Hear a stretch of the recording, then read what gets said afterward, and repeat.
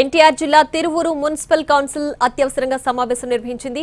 TDP councillor కుమారుడికి టెండర్లు ఎలా ఇస్తారని వైసీపీ కౌన్సిలర్లు ప్రశ్నించడంతో మీటింగ్లో రగడ నెలకొంది. 14వ వార్డు కౌన్సిలర్ పసుపులేటి శేఖర్ బాబు కుమారుడి పేరుపై టెండర్లు పిలవడం మున్సిపల్ చట్టానికి విరుద్ధమని వాదించారు. గతంలో అవకతవకలు ఉన్నాయని వ్యతిరేకించిన సింగిల్ టెండర్లని మళ్లీ ఆమోదించుకుంటున్నారని మండిపడ్డారు.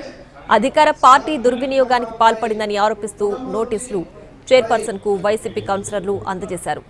మున్సిపాలిటీలో సాధారణ నిధులను ఇష్టారాజ్యంగా ఖర్చు చేస్తున్నారని ఫైర్ అయ్యారు. పట్టణంలోని 20 వార్డులకు నిధులు సమానంగా ఖర్చు చేసి అభివృద్ధి చేయాలని ఏకపక్షంగా చేస్తే సహించేది లేదన్నారు. 21 నుంచి 55 వరకు ఉన్న అంశాలను రద్దు చేసి కొత్త టెండర్లు పిలవాలని డిమాండ్ చేశారు.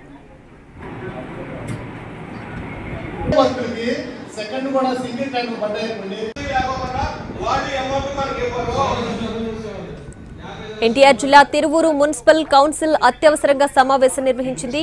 టీడీపీ కౌన్సిలర్ కుమారుడికి టెండర్లు ఎలా ఇస్తారని వైసీపీ కౌన్సిలర్లు ప్రశ్నించడంతో మీటింగ్లో రగడ నెలకొంది. 14వ వార్డు కౌన్సిలర్ పసుపులేటి శేఖర్ బాబు కుమారుడి పేరుపై టెండర్లు పిలవడం మున్సిపల్ చట్టానికి విరుద్ధమని వాదించారు. గతంలో అవకతవకలు ఉన్నాయని వ్యతిరేకించిన సింగిల్ టెండర్లని మళ్లీ ఆమోదించుకుంటున్నారని మండిపడ్డారు. అధికార పార్టీ దుర్వినియోగానికి పాల్పడిందని ఆరోపిస్తూ నోటీసులు చైర్పర్సన్ కు వైసీపీ కౌన్సిలర్లు అందజేశారు.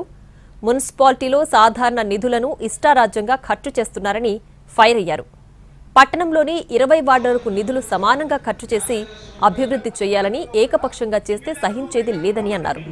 21 నుంచి 55 వరకు ఉన్న అంశాలను రద్దు చేసి కొత్త టెండర్లు పిలవాలని డిమాండ్ చేశారు.